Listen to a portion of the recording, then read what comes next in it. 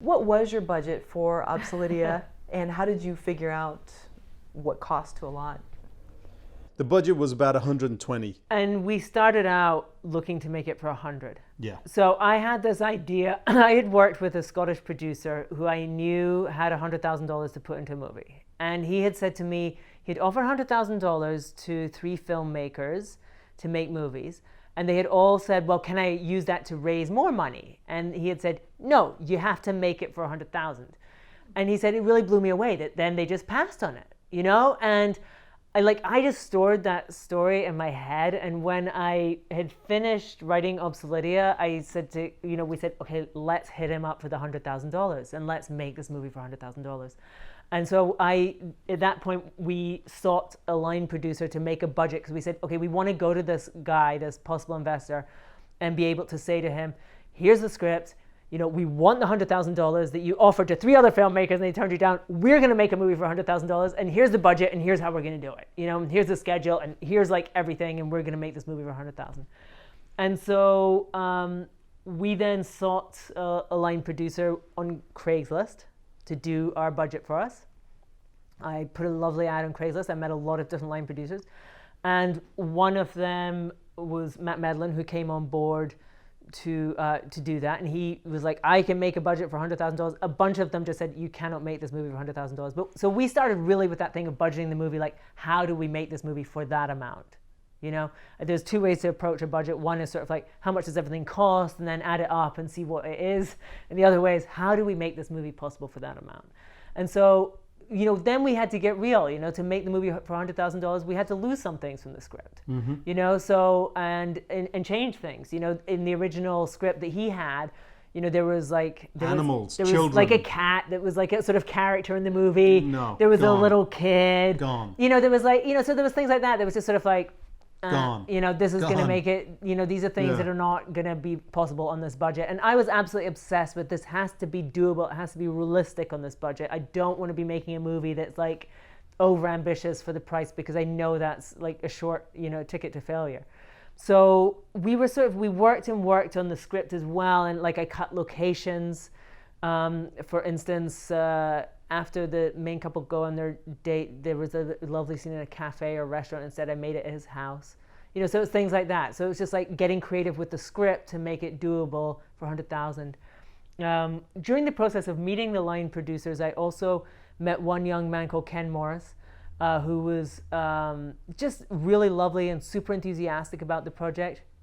He was just out of university, so we felt like he probably didn't have the necessary experience to be the producer, be a producer on the film. But it ended up the investor that we'd initially hoped to get the 100,000 from, it ended up he wanted to invest some money in it, but his situation had changed for him, and he didn't want to invest as much as 100,000. And he did love the project and became very involved with it, and was very involved in the development of it. But he then didn't have the money to put up for it. And so suddenly we were like, oh my God, what are we going to do? Who are we going to get the money from? And Ken Morris, this young guy who I'd met as a possible line producer, he was, and I just said, let's keep him involved. And, he's a terrific young man. Suddenly, he said, I think perhaps I can get the money. And he actually brought in a large part of the money. And then we kicked in. And then we kicked in too. The rest. From our savings. So it was piecemeal together. So this original person that had offered this 100,000 was totally out? No, he ended up investing. He ended up, I think, putting in 30, a percentage. A percentage. Yeah.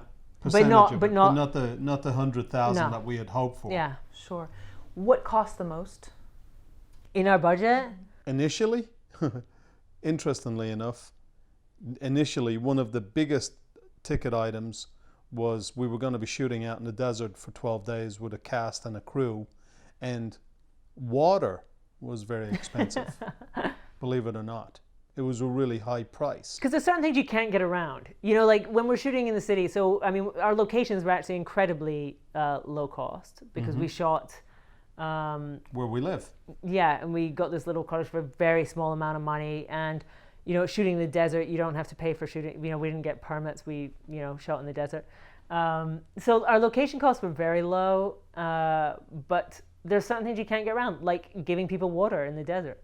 You know? need to have water, and you need to have a lot of it, because you're in the middle of the Mojave Desert. I guess like actually Right. just like catering and accommodation for everyone when we were staying in the desert. Was- We slept in a tent in the desert, like literally On in the a tent location. on the set. On the Everybody location, else was yeah. bussed in and out, you know, and they were bussed to the town that was nearest, but it was still like 40 minutes away or something Yeah, from where so we were for shooting. 12 days, 11 days, we stayed So those, I mean, I think, in the tent with yeah. the coyotes and the wild burros and donkeys and It got real dirty. snakes and God knows what else. Yeah. Yeah. So that's where we stayed. So we saved the production some money. We did, but I think that gave our crew like heart. The fact that they left set every day in a bus and we were like going into our tent, sort of, you know, made them work a little extra hard every day for us.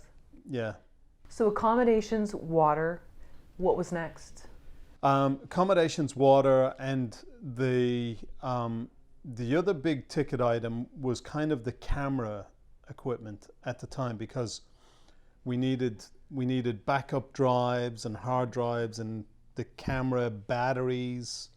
The Red camera was We also- new at that time. We and did also put I think a large percent of our budget. I think we put about $10,000 into set design and art direction, and you know that was a choice that we made.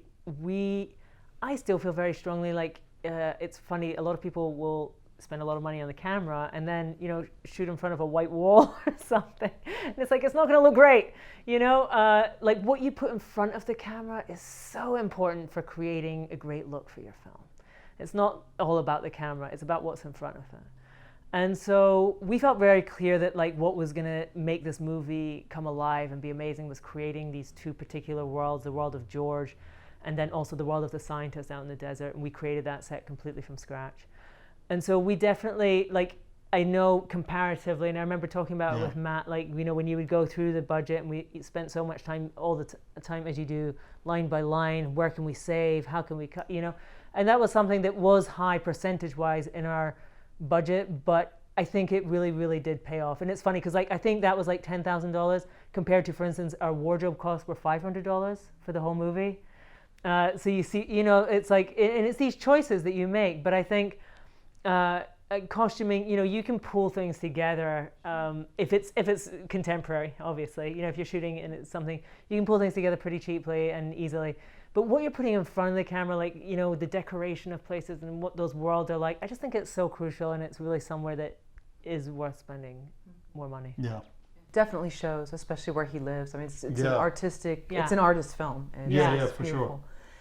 When it was all said and done, the $120,000, how much were you sort of over budget? I know $100,000 sounded like that was what you wanted with post. Yeah. How did And that so that's work? why in it the ended up. end? That's why, like, ultimately the film was more expensive than we had originally. But I think even like, I think actually our budget when we went to production had already moved up to about 105 or something, you know, and then continue to move up. So it was sort of like over budget. The shoot wasn't over budget. The shoot stayed completely within. The thing that we hadn't fully budgeted for Post-production, realistically was post, you know, in particular sound. Which was more expensive than we had anticipated. Because of wind in the desert, or? Well, that did play a factor in it. It did. There was some wind issues. And There were. I didn't hear them, but I noticed it was very clean. there was some wind issues, but that did play a factor in it. Because but we paid for a decent sound mix. I mean, we had a great sound recorder on set, a sound mixer, Tom Curley, who was phenomenal, and he did a great job, and he got us great sound. But then I think, you know, and it's just that thing, like, you know, for a film to work, the sound does need to be half decent. And we did end up spending a decent bit of money to get a proper professional sound mix done, you know. And I think a lot of those tiny movies don't do that. And also as well, this is because it is expensive and it does kill them. And you know, it can kill them. We weren't on that as much as we should have been from the get-go. Again, it gets into building your team earlier as opposed to waiting till the last minute.